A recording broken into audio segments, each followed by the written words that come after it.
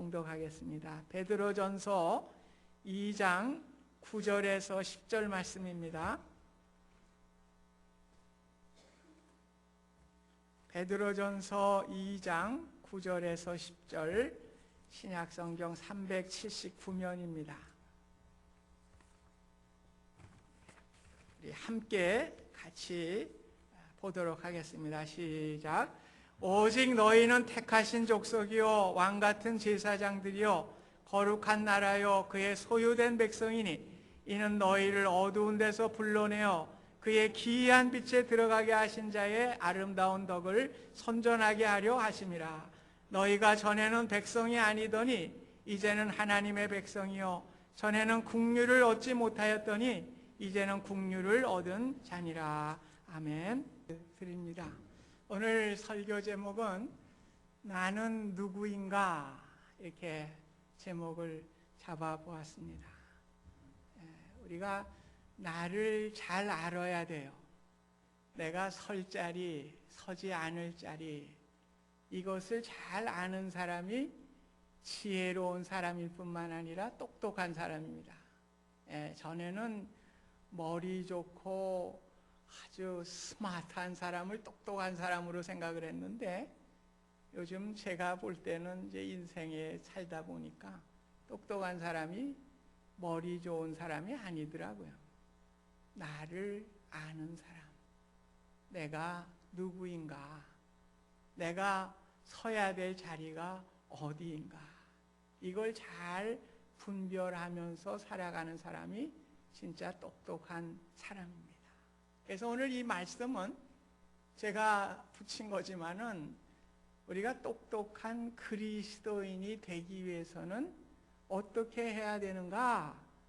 본문의 말씀이 그거 말씀하는 거예요. 그래서 먼저는 과거의 내 모습, 현재의 나의 모습, 또 앞으로 내가 되어야 될 모습, 이것을 성경이 우리에게 말씀해 주고 있습니다. 그래서 과거의 내 모습에 대해서는 10절에 말씀하고 있어요. 너희가 전에는, 과거에는 백성이 아니더니 이제는 하나님의 백성이요 전에는 국류를 얻지 못하였더니 이제는 국류를 얻은 자니라. 우리가 과거에는 하나님의 은혜를 입지 못했습니다. 국률하심을 입지 못해서 구원받지 못하였던 그러한 사람들이었습니다. 예배소서 2장 3절에도 보면 전에는 우리 다 그 가운데서 육체의 욕심을 따라 지내며 육체와 마음에 원하는 것을 하여 다른 이들과 같이 본질상 진노의 자녀였다. 예배소서 2장 12절 말씀에 보면은 그때 너희는 그리스도 밖에 있었고 이스라엘 나라 밖의 사람이라. 약속의 언약들에 대하여 외인이요 세상에서 소망이 없고 하나님도 없던 자더라. 오늘 진노의 자녀였고 하나님을 모르는, 하나님이 없었던 그러한 사람들인데 이제 현재 어떻게 됐다는 것입니까? 하나님의 자녀로 불러주셔서 9절에 우리의 현재의 모습을 기록하고 있습니다. 오직 너희는 택하신 족속이요 왕같은 제사장들이요 거룩한 나라요 그의 소유된 백성이다. 이걸 우리가 세 가지로 요약할 수가 있어요. 첫 번째는 택하신 족속이다. 두 번째는 왕같은 제사장이다. 세 번째는 거룩한 나라, 그의 소유된 백성. 그의 소유된 백성은 잊어버려도 돼요. 거룩한 나라. 우리 한번 세 가지를 한번 외워보겠습니다. 우리가 어떤 사람이 됐어요? 택하신 족속이 되었고, 두 번째는 왕같은 제사장이 되었고, 세 번째는 거룩한 나라. 다시 한번. 이거 잊어버리면 오늘 설교가 뭐가 뭔지 몰라요. 막 뒤범벅이 돼가지고 무슨 말 하나. 다시 한번 하겠습니다. 우리가 어떤 백성이 됐어요? 택하신 족속, 왕같은 제사장, 거룩한 나라. 그렇게 우리가 현재가 되었습니다. 그래서 택하신 족속, 이 구약에 보면은 이사야서 43장 19절에서 21절에 보면은 내가 새 일을 행하는데 내가 택한 자에게 마시게 할 것이라고 말씀합니다. 오늘 택한 자에게 예수님께서도 생수를 주시겠다고 말씀을 했어요. 그래서 오늘 택한 자들은 어떤 자들이냐? 나를 찬송하게 하려 함이라. 오늘 택하신 자의 모습은 하나님을 찬송하는 자의 모습으로 살아가는 것입니다. 그래서 우리 현재의 모습은 하나님을 찬송하는 자가 돼야 돼요. 여러분 생각해 보세요. 그거 못하고 있다면은 헛똑똑이요. 헛똑똑이. 예수는 믿는데 똑똑한 믿는 사람이 못 되고 헛똑똑이를 뭐 하는 것 같은데 알갱이는 아무것도 없어요. 헛똑똑입니다. 오늘 우리가 하나님을 찬양하도록 우리를 택하신 족속으로 불러주었어요. 그러니까 우리가 가수도 그렇습니다. 작곡자가 표현해내는 음악을 자기 것으로 만들어서 그것을 소화해서 표현해야 훌륭한 가수가 될 수 있는 것과 마찬가지로 오늘 우리 성도가 그렇습니다. 오늘 하나님의 뜻을 우리가 알고 그 하나님을 노래하는 자가 바로 택하신 족속이에요. 하나님께서 우리를 택하여 주신 것입니다. 두 번째는 왕 같은 제사장. 왕은 이제 좀 떼놓고 제사장부터 우리 생각합니다. 제사장이에요. 레위기 8장에 보면은 제사장의 위임식에 대해서 기록을 하고 있습니다. 먼저 그들을 몸을 씻어요. 목욕을 시킵니다. 요한계시록 1장 5절 6절에도 보면 그의 피로 우리 죄에서 우리를 해방시키시고 제사장으로 삼으셨다. 오늘 주님의 보혈로 우리의 죄를 씻어주시고 우리를 제사장으로 삼아주셨다고 말씀을 하고 있습니다. 오늘 우리는 씻김받은 제사장들이죠. 그리고 나서는 옷을 입혀요. 속옷을 입히고 겉옷을 입히고 가슴에 흉배를 붙이고 또 머리에 관을 쓰게 합니다. 그래서 로마서 13장 14절에도 오직 주 예수 그리스도로 옷 입었다. 정욕을 위하여 육신의 일을 도모하지 말아라. 오늘 우리가 거룩한 옷을 입고 우리는 하나님의 거룩한 일에 참여하는 자로 우리의 현 상태에 불러주신 것입니다. 그리고 나서는 이제 기름을 부어요. 제사장에 기름을 붓는 것입니다. 이 기름을 붓는 것은 제사장의 지식이나 능력으로 그 일을 감당하는 것이 아니고 하나님의 말씀과 능력을 가지고 그 일을 감당하는 것입니다. 다시 말씀드리면 성령이에요.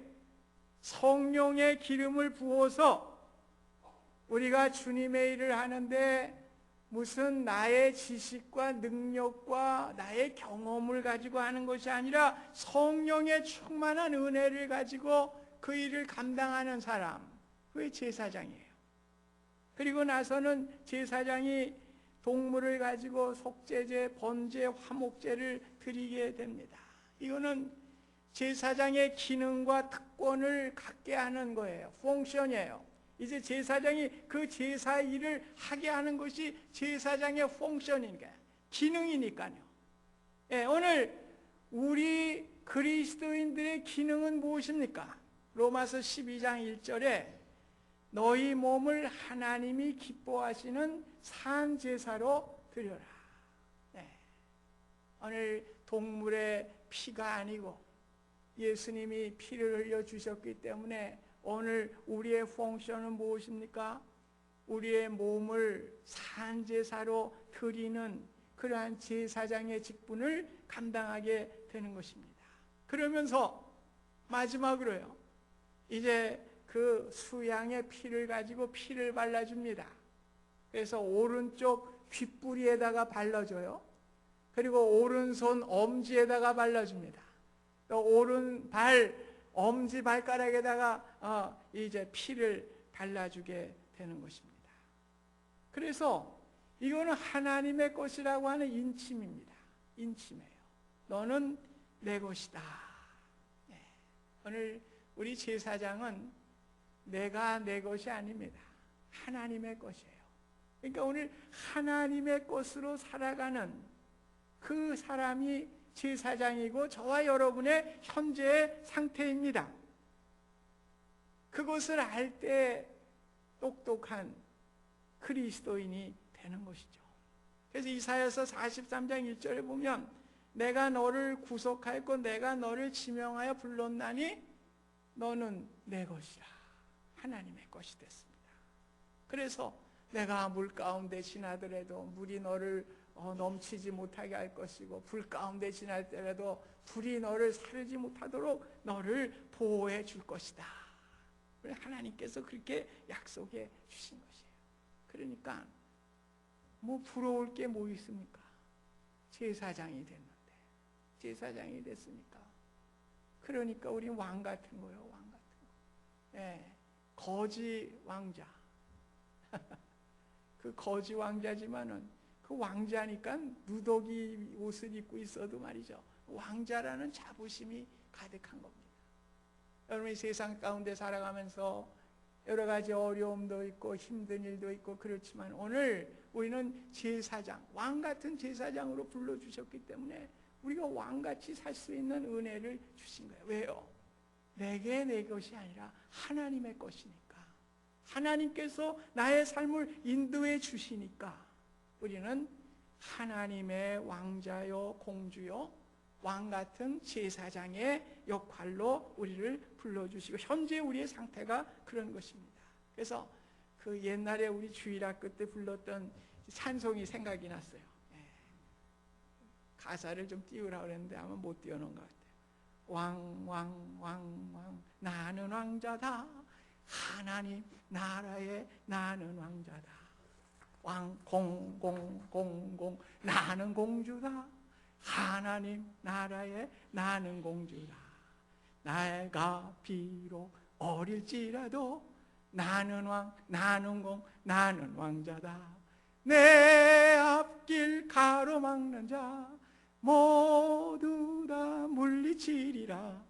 이 세상을 앞장서가는 나는 왕 나는 공 나는 왕자 공자다. 이렇게 되겠죠. 네. 얼마나 귀한 존재입니까? 네. 오늘 그렇게 살아가는 그리스도인이 똑똑한 그리스도인이에요. 예수 믿는데 우거지상하고 오만 찌뿌리는 인상은 다 쓰고 그 똑똑하지 못한 사람이죠. 나를 모르는 사람이죠. 네, 오늘 우리는 하나님의 왕자와 공주로 왕 같은 제사장으로 불러주시고 지금 현재 우리가 왕 같은 제사장이 된 것입니다. 그리고 마지막으로는 제사장 거룩한 나라로 우리를 불러주시고 현재의 상태죠. 출애굽기 19장에 보면은 하나님께서 이스라엘 백성들을 광야에서 시내산에 모으지 않습니까? 그래서 19장 6절에 보면은 거룩한 백성, 거룩한 나라로 그들을 선포해 주십니다. 그러면서 약속이 있어요. 5절에 독수리 날개로 새끼를 업어 인도하듯이 너희를 인도해 주실 것이다. 이렇게 말씀합니다. 오늘 사도 바울은 우리의 시민권은 하늘에 있다고 분명하게 빌립보서 3장 20절에 말씀해 주었습니다. 이제 우리는 하늘나라의 거룩한 나라가 됐어요. 그의 백성이 되었습니다. 그래서 오늘 우리가 하나님 나라의 거룩한 백성은 어떻게 된다는 거예요? 우리 하나님께서 책임져 주신다는 것입니다. 그래서 독수리들이 그렇게 훈련시킨다고 그러잖아요. 낭떠러지의 새끼를 떨어뜨리는데 미처 날지를 못하면 어떻게 해요? 뭐 처박혀서 뭐 죽을 거니까 잽싸게 내려가 가지고 그래서 날개를 피고 그 위에 자기 새끼를 다시 얹어가지고 올라와서 계속적으로 반복해서 그 시험을 거쳐서 이제 독수리가 창공을 훨훨 날게 되는 그러한 그 일이 일어나게 된다고 하는 거 아닙니까? 오늘 우리에게 고난이 있습니다. 어려움이 있습니다. 그러나 우리 하나님께서 어떻게 합니까? 그 날개로 그 새끼를 어분과 같이 우리의 삶을 인도해 주실 것을 약속해 주셨어요. 네, 오늘 그거 믿고 가는 사람이 똑똑한 그리스도인입니다. 괜히 머리로 계산하고 내 경험 가지고 뭘 계산기 두드려 보고 그 계산 안 나옵니다. 제가 늘 우리 성도님들 비즈니스 가면 그래요.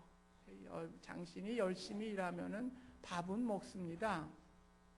그러나 큰 기업을 회개하고 복 주시는 분은 하나님이 주셔야 되는 거지 당신의 노력으로 되는 것은 아닙니다. 노력은 밥은 먹지만은 오늘 하나님이 모든 것을 하신다 이겁니다. 그래서 오늘 하나님께 우리의 모든 삶을 맡기고 가는 것이 거룩한 나라가 된 것이고 그의 백성이 된 자의 모습인 것입니다.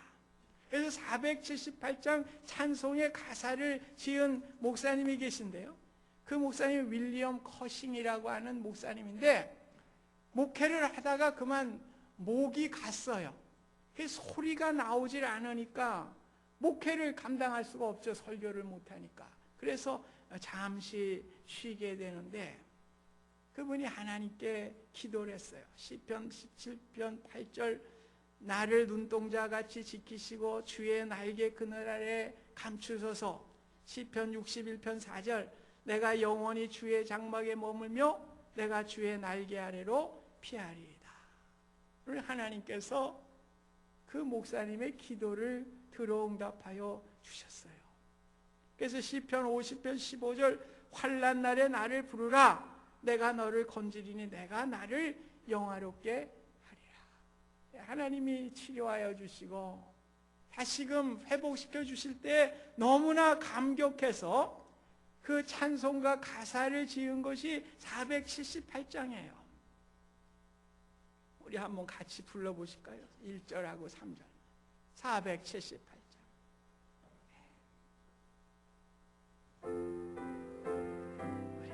의미를 생각하시면서 주 날개 밑 내가 편안히 쉬네 밤 깊고 비바람 불어쳐도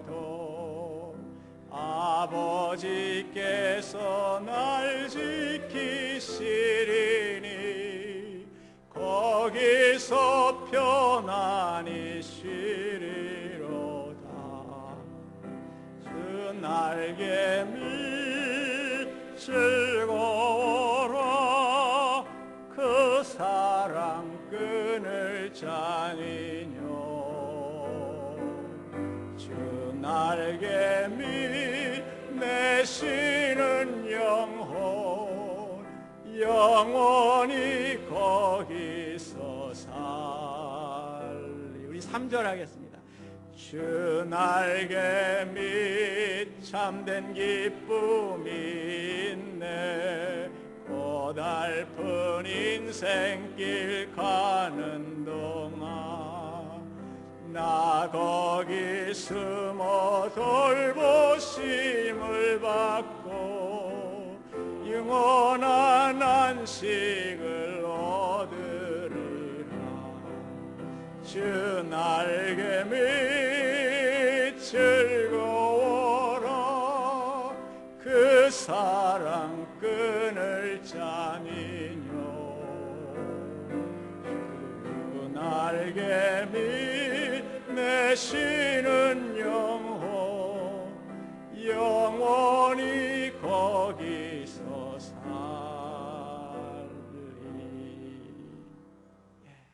여러분들 우리 하나님께서 독수리의 날개로 인도해 주십니다. 믿으시면 아멘 하시기 바랍니다. 아멘. 그 사람이 똑똑한 그리스도인이에요. 오늘 우리가 똑똑한 그리스도인이 돼야 됩니다. 저 많이 봤어요. 세상에 뭐 아는 것 많고 그런데 제구실을 못해. 제 설 자리를 몰라. 내가 누군지를 몰라. 헛똑똑이지. 별 볼 일 없는 인간이요. 오늘 나를 알아야 됩니다. 우리 하나님께서 내 삶을 인도하심을 믿고 하나님께 맡기고 가면 얼마나 편안합니까? 얼마나 기쁨이 있습니까? 얼마나 평안이 있습니까? 오늘 주님의 자녀된 우리의 현재의 삶을 우리가 깨달으시고 늘 주님 앞에 거룩한 백성으로 나가실 수 있기를 간절히 소원합니다. 예, 우리 현재 상태를 다시 복습해야 돼요. 첫 번째, 택하신 족속이다. 왕 같은 제사장들이다. 거룩한 나라다. 예, 이제 현재가 됐죠. 이제 미래의 우리의 삶은 어떻게 돼야 할 것인가. 이걸 또 말씀해 주고 있습니다. 이 9절 하반절입니다. 이는 너희를 어두운 데서 불러내어 그의 기이한 빛에 들어가게 하신 자의 아름다운 덕을 선전하게 하려 하심이라. 예, 무슨 말입니까? 복음 전하며 살아가라는 것이죠. 나를 구원하신 그 주님의 복음을 전하며 살아가는 것이 우리의 사명이고 미래의 삶인 것을 우리에게 말씀해 주고 있습니다. 우리 선전해야 돼요. 내가 받은 은혜를 선전해야 돼요. 사실 저는 서울에 있었지만은 어딜 가보질 못했습니다. 우리 부모님이 뭐 돈이 많은 분이 아니고 어디. 그래서 가본 데라고는 우리 때는 창경궁 옆에 창경원이 있었잖아요. 동물원 가본 거밖에 없어요. 그런데 인천에 해수욕 송도 해수욕장 다녀온 아이들이 국민학교 때 중학교 때 막 자랑을 합니다. 갔다 온 얘기를 하는데 그럼 저는 기죽어요. 가본 데가 없으니까. 그냥 기죽을 수밖에 없어요. 서울 밖을 떠나보질 못했으니 기죽을 수밖에 없죠. 근데 지금 하나님의 은혜를 저는 받아서 그런지 제가 나라를 한번 쉬어봤어요. 한 30개국을 제가 방문을 했습니다. 그러니까 지금 얘기하면 별것도 아닌데. 그런데 어떻게 해요? 그 별것도 아닌 것 가지고 경험한 것 가지고 입이 닳도록 자랑을 하는 거예요. 선전을 하는 겁니다. 그것과 비교해서 우리를 어두움에서 불러내서 생명을 주시고 하나님의 놀라운 은혜를 주신 그 구원의 소식을 우리가 선전하지 못하는 우리 자신을 바라볼 때 얼마나 창피한 일입니까? 오늘 우리가 구원받은 것은 단순히 천국 가기 위함이 아닙니다. 우리는 구원과 우리가 막대한 사명을 받았는데 세상에서 내가 받은 기쁨의 소식, 구원을 선포하도록 우리를 불러주셨다고 하는 사실입니다. 18세기 1785년도경에 영국의 한 젊은이가 구원을 받았어요. 성경을 쭉 읽는데 이 구원의 복음을 전하라는 그 말씀이 많이 나오니까 그 부담감을 갖게 됐어요. 그래서 내가 복음을 전해야 되겠다. 그래서 그분이 복음을 접하지 못한 곳으로 가게 된 곳이 인도입니다. 인도에 가서 복음을 전하게 되는데 그분의 이름이 유명한 윌리엄 캐리예요. 윌리엄 캐리. 그 당시에는 중세시대 이후에는 선교라는 게 없었어요. 예수님의 제자와 초대교회 어느 정도까지는 선교를 하고 전도를 했는데 그 이후에는 그런 게 없었어요. 그래 이 젊은이가 그 복음을 받고서 인도에 가서 선교를 한 것이 근대 선교의 시작입니다. 처음으로 하게 된 거예요. 그래서 윌리엄 캐리를 우리는 선교의 아버지다 그렇게 얘기를 해요. 왜? 처음으로 선교사로 나가서 복음을 전했기 때문에 그런 것입니다. 로마서 10장 15절에 보면 아름답도다 좋은 소식을 전하는 자의 발이요. 그래서 마틴이라고 하는 사람이 복음을 전하러 이제 떠나게 되는데 어머니가 아들을 보니까 신발이 뱀변치 못해요. 그래서 그 아들 아들을 위해서 든든한 가죽 구두를 만들어주고 가죽 신발을 신고서 아름답도다 좋은 소식을 전하는 제 발이 될 수 있도록 그렇게 어머님이 해 주셨습니다. 우리 사순절 기간입니다. 우리 주님이 오신 목적이 우리를 대속하시고 구원하시기 위해서 오셨어요. 오늘 우리에게도 구원의 사명을 감당할 수 있도록 우리를 불러주신 것입니다. 오늘 복음을 전하는 우리의 사명을 감당해야 할 것입니다. 우리의 목적은 그거예요. 그래서 삶의 자리에서 비즈니스를 하시든지 무엇을 하시든지 만나는 사람들에게 복음을 전하시고 무슨 일을 하든지 복음을 전하는 그 일을 우리가 감당하는 삶을 살아야 하는 것이죠. 이제 우리 여름철에 우리 고등부 아이들은 이제 인디안 지역에 가서 집 져주는 일을 이제 봉사활동을 한 일주일 하게 될 겁니다. 여러분 거기 우리 자녀들 다 보내세요. 요즘 보니까 뭐 공부들 한다고 또 뭐 아이들 보낼 수 없습니다. 이해가 안 가요. 세트 점수 10점, 20점 맞는 것보다 봉사활동 가서 봉사 경력 쌓는 게 대학 가는데 더 좋은 거예요. 제가 아이들 다 대학 들여보냈잖아요. 좋은 경험입니다. 오늘 자녀들이 그 일을 할 수 있도록 여러분들이 협력하셔서 자녀들에게 좋은 경험을 만들어 주셔야 됩니다. 그래서 거기도 우리가 우리 자녀들을 보내고 이번에 온두라스에 7월 5일서부터 일주일 동안 우리 단기 선교를 떠나게 됩니다. 거기에 많은 분들이 참여하셔서 복음의 사명을 감당할 수 있기를 바랍니다. 그래서 일주일 동안 우리 선교회에 아무개 집사님 그 집사님 물질도 없는데 어떻게 자비량으로 또 거기 가서 일주일을 봉사하나. 나는 못 가지만은 그렇다면 나는 그분 가는데 비행기 싹실해도 조금 도와줘야지. 이게 다 선교 아니에요. 직접 가는 분도 있는가 하면 나는 시간이 안 되니까 우리 선교회 아무개 집사님 가는데 내가 좀 도와줘야지.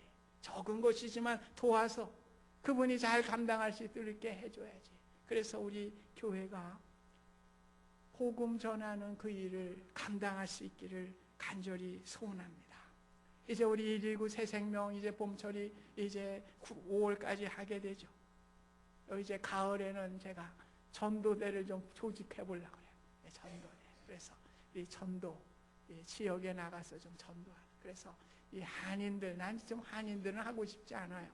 미국 분들하고 스페니시, 히스패닉들에게 나가서 길거리에 나가서 복음 전하면서 그렇게 되면 누가 이익을 봅니까? 내가 이익 봐요.